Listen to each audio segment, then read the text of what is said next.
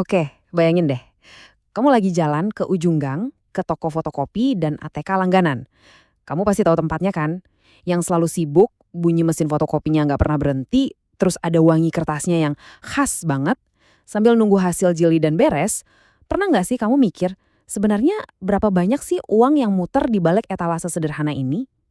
Nah, di sesi bedah data kali ini, kita bakal bongkar habis rahasia dapur dari bisnis yang tiap hari kita lihat, tapi jarang banget kita tahu angka aslinya.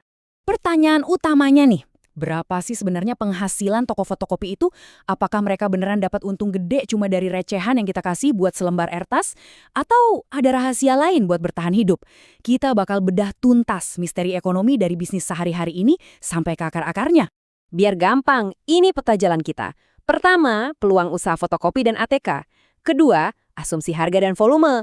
Ketiga, menghitung omset dan laba.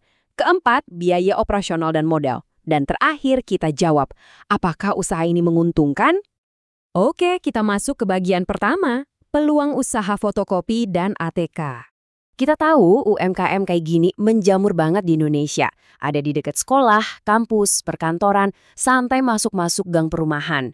Tapi, bisnis ini udah nggak bisa lagi cuma ngandalin satu mesin fotokopi sama setumpuk kertas HVS.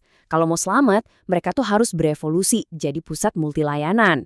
Jadi toko yang sukses itu biasanya nawarin fotokopi, laminating, alat tulis kantor, jasa jilid, sampai cetak buku undangan. Ini strategi pinter buat bikin banyak keran pemasukan. Kalau mesin fotokopinya lagi nganggur, jualan pulpen atau pesanan undangan bisa nutupin kekurangannya. Lanjut ke bagian 2, asumsi harga dan volume. Nah, yang paling menarik dari angka-angka ini adalah kita pakai asumsi yang diproyeksikan khusus untuk Juli 2026. Kenapa? Biar angkanya relevan buat masa depan. Berdasarkan tren inflasi dari BPS dan survei kenaikan harga bahan pokok percetakan di Jawa Barat, kita asumsikan ada kenaikan harga sekitar 10–20%. Bahan baku kayak kertas, tinta, dan plastik laminating itu kan harganya naik terus ya. Jadi selembar fotokopi yang mungkin dulu cuma 100 atau 200 perak, di sini kita patok di angka Rp350. Kalau nggak begitu margin keuntungan mereka nggak bakal masuk akal. Coba kita bandingin secara langsung dua mesin pencetak uang di toko ini. Di satu sisi ada alat tulis kantor alias ATK. Ini tuh main di volume gede, pulpen, penghapus, buku tulis, barang-barang ini laku keras tiap hari. Perputaran duitnya kenceng banget, tapi margin keuntungannya lumayan tipis, rata-rata cuma 20%. Di sisi lain kita punya pesanan undangan pernikahan. Volumenya sih jelas lebih dikit, tapi ini barang premium. Keuntungan atau margin dari tiap pesanannya jauh lebih tebal. Kontras banget kan model bisnisnya? Kita masuk ke bagian 3, menghitung omset dan laba. Sekarang kita hitung omset kotornya. Berapa sih uang yang beneran masuk ke laci kasir tiap bulan? Jasa fotokopi nyumbang sekitar 5,5 juta. Undangan pernikahan 5 juta. Tapi coba lihat deh, porsi paling gila dari pendapatan bulanan ini ternyata datang dari jualan ATK, yaitu 12 juta rupiah. Luar biasa kan? Etalase pulpen dan buku yang kelihatannya sederhana itu ternyata malah jadi tulang punggung muternya duit di toko ini. Dan kalau di total, omset kotor bulanan mereka mencapai Rp27.340.000. Wah, gede banget kan? Sekilas ngelihat omset segini, bisnis toko fotokopi itu kelihatan super menggiurkan. Duit tunai ngalir terus tiap hari tanpa henti. Tapi, tunggu dulu. Karena kita harus masuk ke bagian 4, biaya operasional dan modal. Di dunia bisnis, ada satu aturan emas yang nggak boleh dilupain. Omset itu bukan profit. Mari kita bedah pengeluarannya. Ceng-ceng, Rp18.516.000.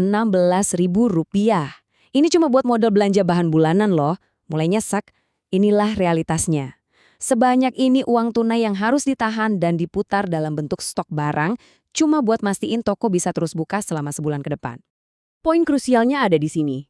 Kemana larinya uang 18 juta itu? Fokus ke porsi ATK deh. Buat dapat omset 12 juta dari alat tulis tadi, si pemilik toko ternyata harus kulakan stok senilai 9,6 juta rupiah.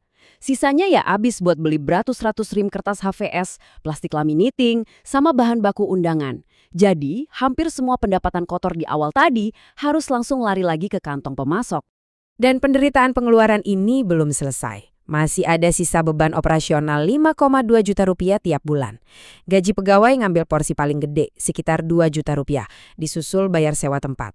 Dan jangan lupa, mesin fotokopi itu kan haus listrik sama tinta toner. Nah itu aja udah nyedot 1,3 juta rupiah sendiri setiap bulannya.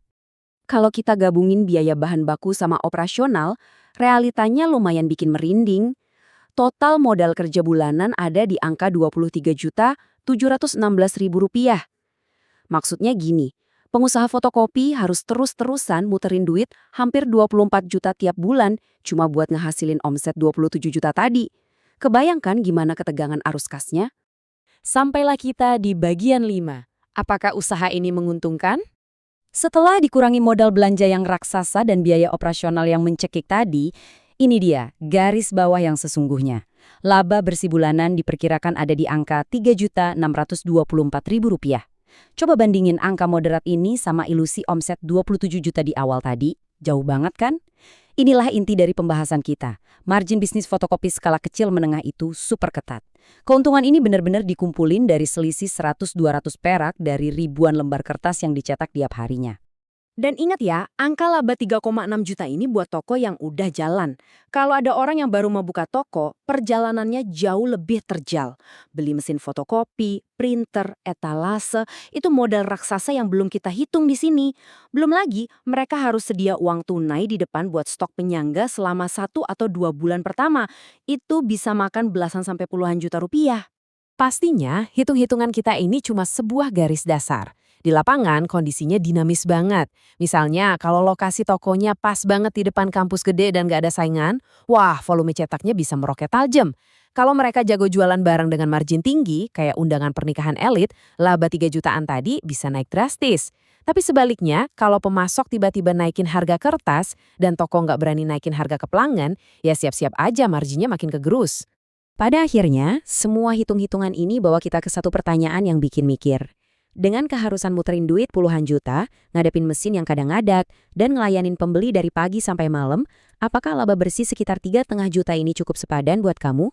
Jawabannya sih balik lagi ke perhitungan risiko dan seberapa tekun si pengusaha. Tapi yang pasti, mulai hari ini, kalau kamu lagi berdiri di depan etalase toko fotokopi lokal kamu nggak bakal cuma ngelihat tumpukan kertas lagi. Kamu lagi ngelihat sebuah orkestrasi perputaran uang yang luar biasa rumit dan penuh perhitungan. Gimana? Masih penasaran pengen buka usaha fotokopi?